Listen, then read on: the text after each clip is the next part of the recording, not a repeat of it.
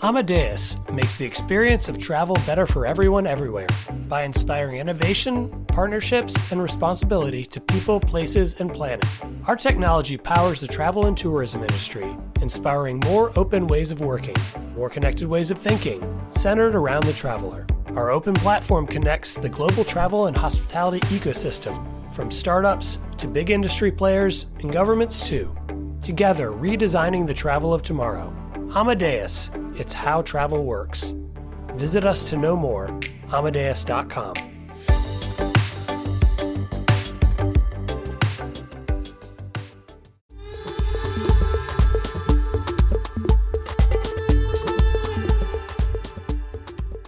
Hello and welcome to the Skift India Travel Podcast. Lately in the Indian aviation world, we've been hearing a lot about the challenges faced by Indian full-service carrier Vistara-Air following a news of its merger with Air India. Today, we have with us Vishal Bhadola, the founder and CEO for EyeforSky Aviation Consulting. Vishal and I will today discuss about the recent disruptions at Vistara and what that means for its merger with Air India, and of course the broader implications for the Indian aviation industry as well.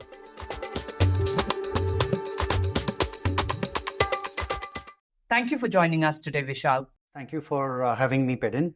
Good to be with you. Same here, Vishal. Vishal, I want to start by discussing the recent disruptions at Vistara, of course, which include a significant number of flight cancellations and delays. And these have been primarily attributed to crew unavailability. Now, there have been about 150 cancellations and 200 delays exceeding 2 hours in about 4 days. Vishal, with almost a 2-decade experience across airline management, airport management, aviation training, and consultant, I'm sure that you would agree that this isn't a small number by any standard, isn't it? That's correct. So, what do you think is happening there at Vistara right now? Sure. So, Peden, first up, as you mentioned that in only 4 days, so many disruptions, cancelled flights, delayed flights happen. But what needs to be understood is that this is kind of surfacing of an issue which has been in the making for a while now. It's not something which has happened overnight. It's not something which has materialized in a matter of a few weeks or months. Because ever since its start in 2015, Vistara is an airline which has earned a lot of repute among its passengers, among the aviation community in general, and seems to be having pretty smooth growth for last several years. Then how come all of a sudden there is so much of disruption which snowballs in a matter of a few days and becomes so big and messy that the regulator has to step in, the minister has to step in, etc. So to actually fully understand what may have happened, which has resulted in this, one needs to step back and see, what's actually has transpired in the last perhaps 2 years. Actually, 2 years is a fairly good good timeline to look at, especially because it coincides with two main things. One, the effects of COVID easing out from Indian aviation somewhere in 2022, and also the takeover of Air India by the Tata Group, which are also the shareholders in both the airlines. So these two are parallel tracks which have been running alongside last 2 years with whatever has happened at Vistara. So as we say in aviation, usually most of the big issues or events or anything undesirable in aviation doesn't happen on its own. Actually, it usually follows an error chain or a chain of events, as we call them. So very quickly, if I were to give you a background, there are largely three main areas which I feel have coincided and led to the situation which we see today, or what we have seen in the last 2 weeks. One, as I mentioned, since 2022, Vistara is an airline which has been trying to grow, take advantage of the COVID growth in Indian aviation, especially the travel rebound in India, and a host of measures are taken by Vistara to capture this growth. One. Second is a merger, as I also briefly touched upon, which is happening on the side. And obviously, since the shareholders are common between the two entities, there seems to be some sort of impact, whether material or not, of activities happening at Air India on this.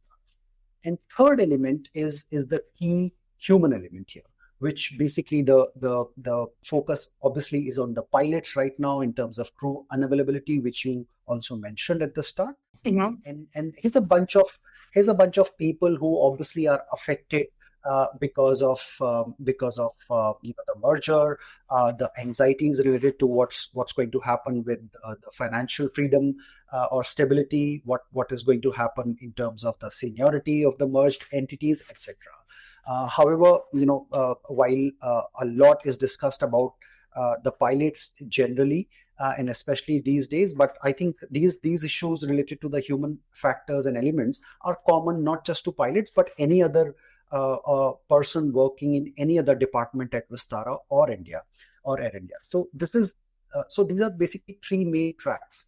Now, ever since 2022, if we just take a 2-year horizon, we will see that post-COVID, around the same time, actually, say Q1 of calendar year 22, this was a time when Indian aviation was coming out of the COVID impact. The travel was rebounding quite a lot, and anybody in Indian aviation wanted to capitalize on this, and Vistara was no different. And that is why you will see that Vistara around March of say 2022 was say about 50 aircraft airline, and in the next 2 years it has grown from a 50 aircraft airline to a 70 aircraft airline, which is almost a 40%. And these two, when these are all deliveries which have happened, so even by taking deliveries of the aircraft which were ordered earlier, still Vistara has managed to capture this growth. If you look at briefly the numbers, and I'm not going to get into numbers here, but generally, if one were to take a sense check, the productivity in terms of the employee productivity, the aircraft utilization, all of these numbers are pointing in the right direction for Vistara, that the airline has taken a conscious effort in the last 2 years to really grow and capitalize on the growth which I mentioned. Now, while this is happening at Vistara, one of the key things which Vistara has done, which actually relates to the issue in question right now, but unfortunately perhaps is missed in the general discussion around, is somewhere last year, or in fact 2 years back, in 2022 around September, Vistara came out announcing that it is switching to a new and advanced method of rostering both the pilot and the cabin crew. Now, this new system of rostering uses technology. Obviously, it aligns with the regulatory system which is established, in which usually we call FTTL, or flight duty time limitations. But it also allows for more flexibility for the rostering department to move around people from one place to the other. And ultimate objective is, as an output, to deliver higher productivity from the same number of resources. In this question, say pilots. Now, this has happened in September of 22. And one of the things which has resulted out of this is that with a defined number of resources which are available to the airline, in terms of higher number of flying, or the hours which can be produced from the same number of resources, goes up because of the way the rostering happens in a tech environment, where manual intervention is minimum as compared to the earlier version where it was more manually driven. Now, obviously it leads to higher productivity. Obviously, the airline would be happy about that, but would all the pilots be happy about it? I'm not sure. Why? Because one of the key differences which happen here is that This system, while it encourages pilot to actually choose, whether they want to fly more, whether they want to fly more out of their home base, but it doesn't suit everybody.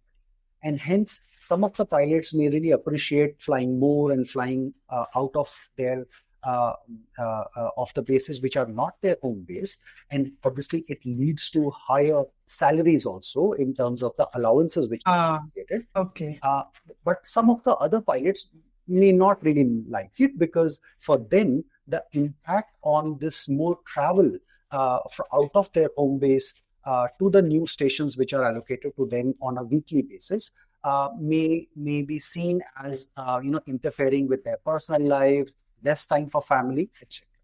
And hence, not everybody is obviously happy with this. However, this is an issue which has been managed well, and hence, while as I said, some people are happy, some may not be as much. But however, the operation goes on, the airline is able to generate more output because of the system.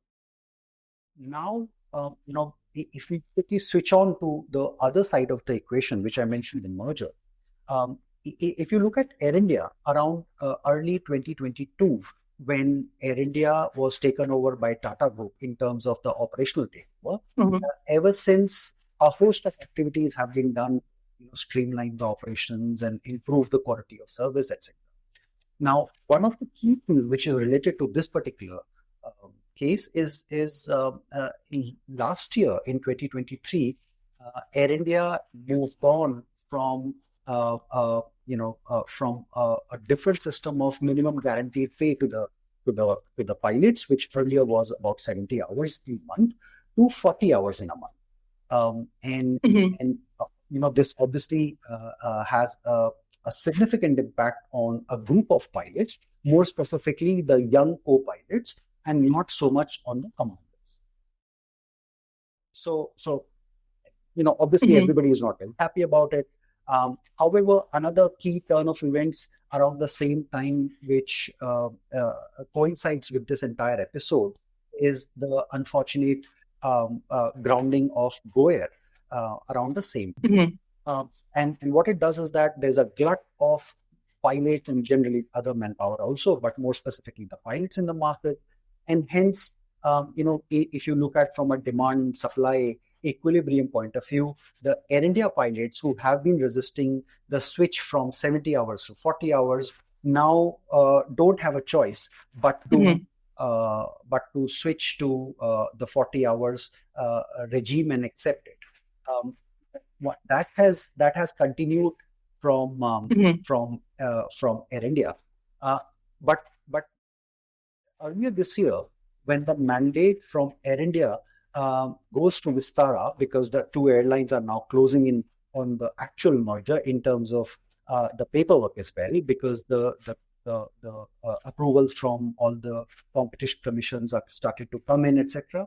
This is the time when the management decides that the contract at Vistara for pilots need to be streamlined to look very similar to the one at to the Air India one. Yeah. And that's where the problem starts. Now, again, as I mentioned, the chain of events or the error chain, this is also the time when there are other developments happening in the industry.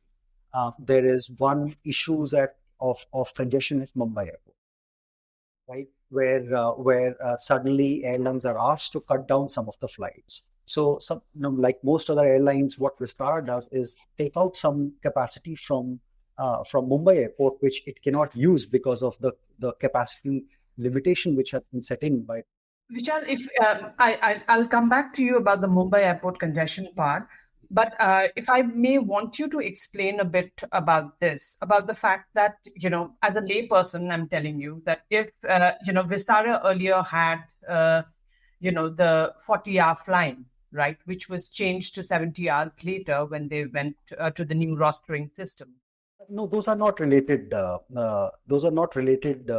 Peden, because Vistara had 70 hours until now. The system for 70 hours until now, because of the new So because of the new rostering, that was right. if No. because of the new sorry. rostering, only the way to utilize the crew is changed. It has Okay. got nothing to do with the way the payment or the salaries are paid. Okay. So Vistara pilots were always paid for 70 That's hours. correct. That's what the guaranteed flying hours That's were correct. always 70. That's correct. Okay. And so, but then it keeps changing. It's not specific. It's not that it's not regulated. And the guaranteed flying hours keep changing from airlines to airlines, right? That's Like, correct. Amadeus makes the experience of travel better for everyone everywhere by inspiring innovation, partnerships, and responsibility to people, places, and planet. Our technology powers the travel and tourism industry, inspiring more open ways of working, more connected ways of thinking, centered around the traveler. Our open platform connects the global travel and hospitality ecosystem, from startups to big industry players and governments too. Together, redesigning the travel of tomorrow. Amadeus, it's how travel works. Visit us to know more, amadeus.com.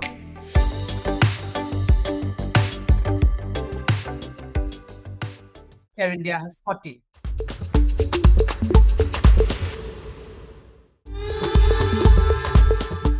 That's correct. So it is up to the operator to decide, how much guaranteed flying they want to pay to the pilots, but how much you use the pilot in terms of how much the pilots actually fly. Only that part is regulated by the government or the regulator. So many hours in a month, or so many hours per day, or so many landings per day. That is something which is regulated by law. However, how much you pay for that, or what is the structure of those salaries, that's the government. So you were saying that, okay, so we've understood that the reduced flying hours also result in salary cut, right? Because they're paid by the hour. So it can be seen, of course, to some it might be that they have more personal time on hand, but to some, but especially the first officers that you're referring to, it's more of a salary cut that they have to incur. And additionally, pilots are also concerned about seniority issues post the merger, right? And this, they're saying that it's going to have an impact on their career progression within the new combined entity. So, could you explain a little bit about what this seniority means? When you work for a particular airline. Mhm. Yeah. So as you rightly mentioned, Peden, so while salary is one issue, and I might want to clarify here that the change of structure, uh, you know, could likely impact the amount of salary also. However, it is not cast in stone. In fact, the system allows, the new system actually allows for a pilot to do the same number of hours, but because the rates for the allowances for certain work are different, you as a pilot can actually end up earning the same amount of money, or actually more amount of money as well. It's just that it is not guaranteed anymore, right?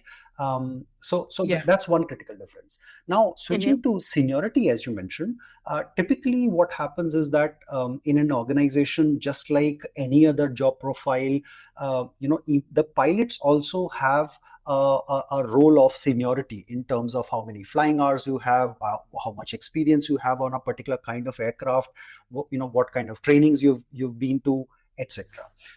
And hence, in a combined entity, that too, in a complex merger such as Air India, where there are 4 different entities being brought together, when you combine everything in terms of the resources coming from 4 different airlines, you are basically trying to see that in my merged entity, what will the pilot pool in terms of resources and seniority look like?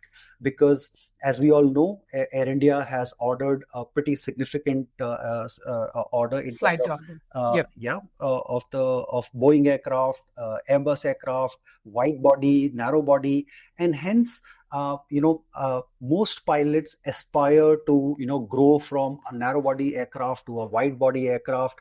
From domestic flying to more international flying, and third, in terms of number of hours that they accumulate.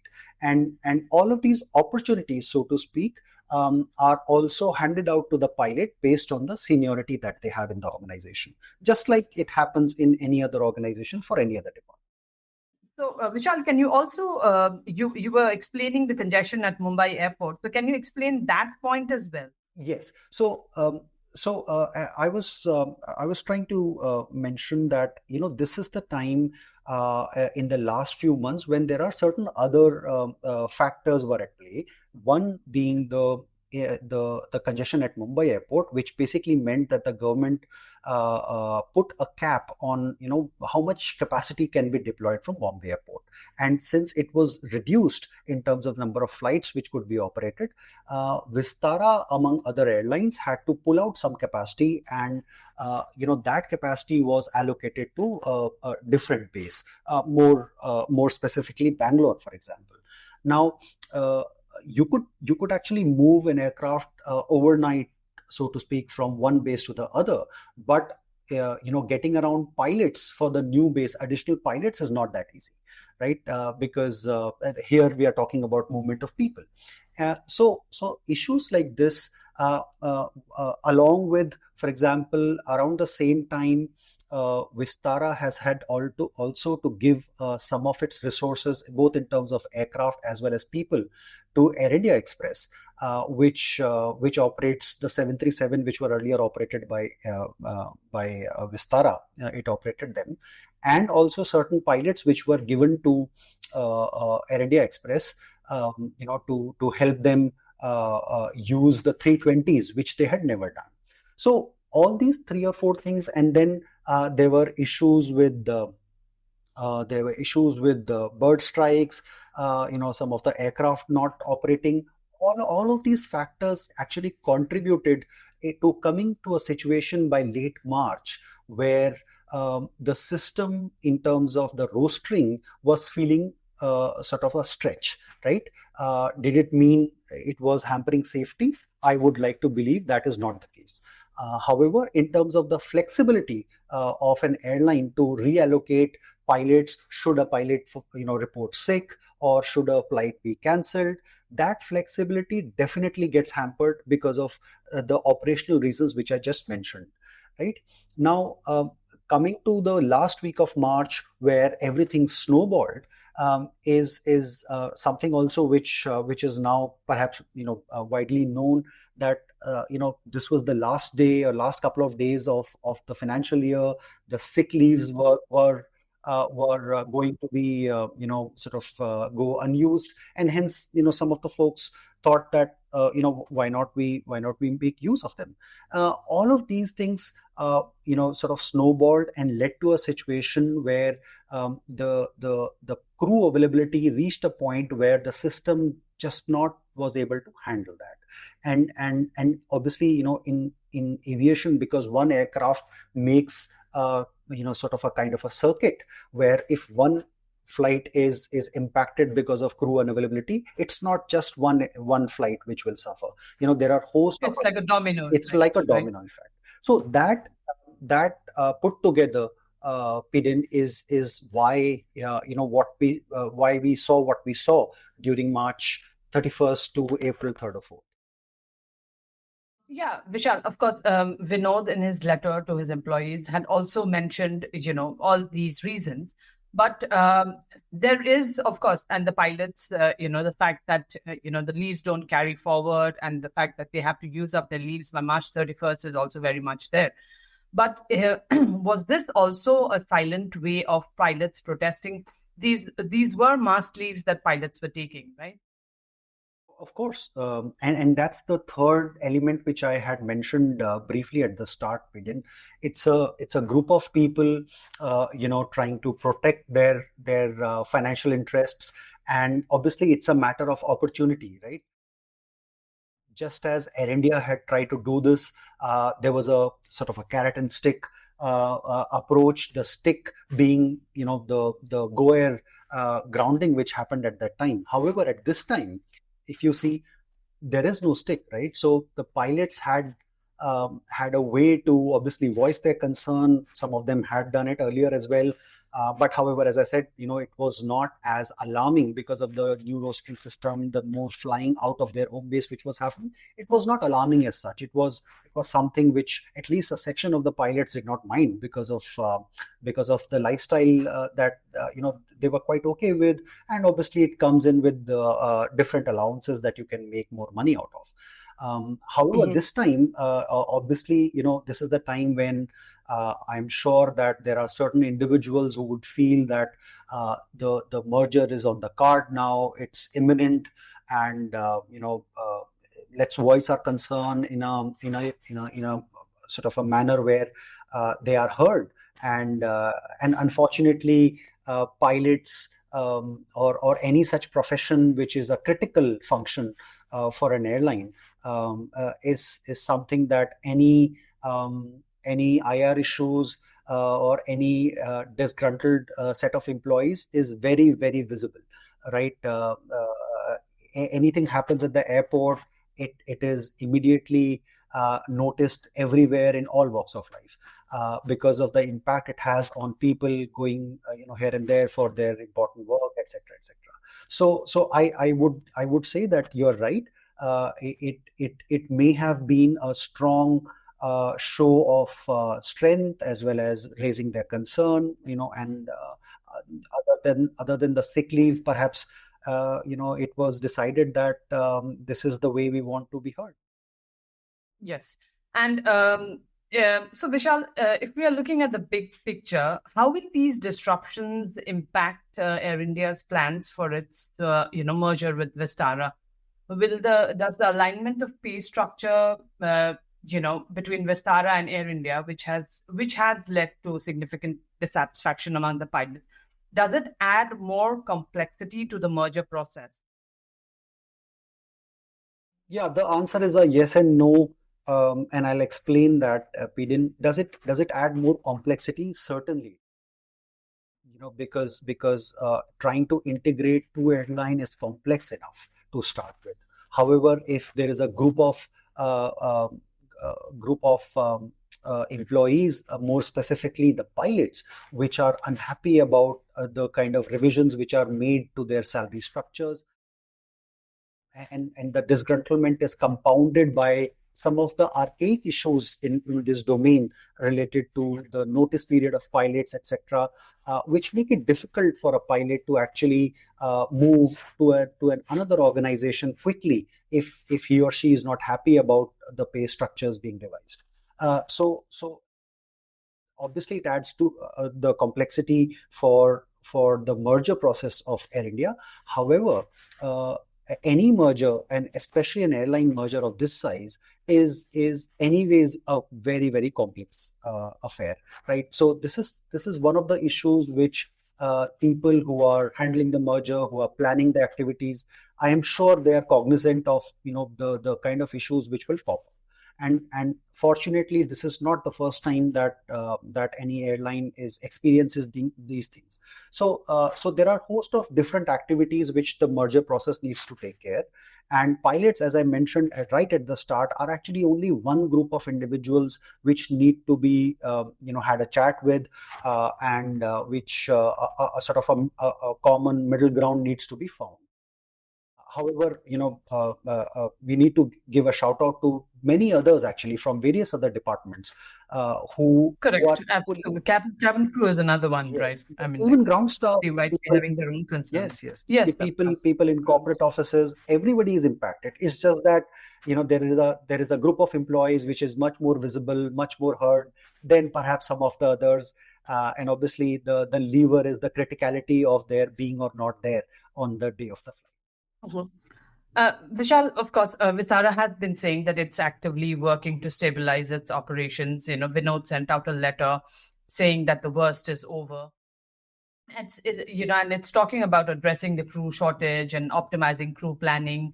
And of course, they have also talked about deployment of large aircraft, and they are planning to integrate Air India's pilots into Vistara's operations on a deputation basis. Yes. Now, these are some of the, some of the steps that they're taking to ease some of the operational pressure, right? Yeah. But do you think this is enough? Because after Vistara pilots, we also heard that two associations of Air India pilots have also joined them and talked about the fact that they kind of in solidarity. Yes. No, that's correct. So, yeah, obviously, these measures have been taken, and I think the most important being the scaling back of operations for the next month or so, which was announced, about 10% of the capacity being scaled back. Obviously, it will give some breathing space to the airline and to the rostering department to sort of see how normal operations, at least on the reduced schedule, could be done swiftly, along with the other measures which you mentioned, including pilots coming in from Air India. So, I don't think this can be limited to just a month. It will obviously percolate down the year, at least for a couple of months, if not more. It is bound to happen. One, and second is whether this will suffice. For now, I think it's a matter of having a breathing space, having to sit down with the pilots and ironing out these issues, because as I mentioned earlier, during the merger, this is pretty usual stuff, right? It's not something which is happening only because of these issues. I'm sure people are talking to each other in terms of finding a middle ground which can be acceptable to both. Now, Air India pilots, as you mentioned, have showed support or sounded their support for Vistara issues, because they were on the wrong side of the table just last year. And it is not a surprise. However, now it all depends on the Air India Vistara management to sort of to see that what is the right way to sort of decide the structure, because I am sure they would not foresee a situation where one set of pilots will have a different working condition than the others. So one set of guidelines in terms of their use, their salaries, etc., which meets the demand and of the employees, as well as the demand of the airline in terms of the schedule that needs to be flown, is something perhaps that they are working at right now. Yeah, of course. That is the internal issue between Vistara and Air India. But Vishal, what do you think is the greater ramification for it as far as India's summer flight schedule is concerned, and the disruption? How is it going to affect the broader Indian aviation? Because if these operational challenges persist, because Air India and Vistara were also set to increase the number of flights for the summer schedule. Yeah. So, Peden, luckily, the capacity being scaled back by Vistara, which represents about 10% of their capacity, represents about 1% capacity of Indian, because Vistara has a 10% market share, or roughly 10%. So a 1% capacity cut, I would like to believe, is not significant enough to actually have a material impact in the overall direction and magnitude of growth for Indian aviation. However, it just adds in to the already capacity-related challenges which the market is seeing because of the groundings of aircraft by Indigo, because of issues with the Pratt & Whitney engines. So it's just one more layer of capacity going out of the market. And luckily, as I said, it's not something which which is going to have a very significant impact. But as we all know, Vistara works on or was trying to develop a hub model, more specifically out of Delhi and a bit into Mumbai. So there are certain routes where the impact of this capacity cut would be felt in terms of the capacity, the frequencies, the number of options for passengers, and perhaps the fares as well. However, it would be really difficult to decipher, in quantitative terms, how much the impact on fares would be, because anyways, the next couple of months are peak travel summer months. Correct. And the airfares, anyways, were expected. Yes, they are already what we were not expecting them to be, right? Yes. So, just to conclude, in terms of the overall direction of the Indian aviation and the growth potential of Indian aviation, I would like to believe that this issue is not significant enough to actually put a lasting dent on that growth aspiration of India. However, more specifically about the merger of Air India and Vistara, obviously this airline is something that a lot of Indian aviation growth depends on. That is something that perhaps needs to be dealt with in real quick time. But I think in terms of Indian aviation, we are fairly strong fundamentals, and I don't see this level of issues with a particular airline, that too where it's only about 1% or 2% of capacity moving here and there. I'm not sure whether it will have a lasting negative impact. Peden? Thank you so much for sharing your insights with us today, Vishal. It's been really enlightening to understand the complexities surrounding Vistara's current situation, and of course the implication for the Indian aviation landscape. Thank you for being there. Thank you very much, Peden. I appreciate your time. Thank you. That wraps up this episode of the Skift India Travel Podcast. Stay tuned for more updates and discussions on the latest developments in the world of travel. And don't forget to subscribe to the Skift India Travel Podcast on your favorite listening app. Thank you very much. This has been the Skift India Travel Podcast. Thank you for listening.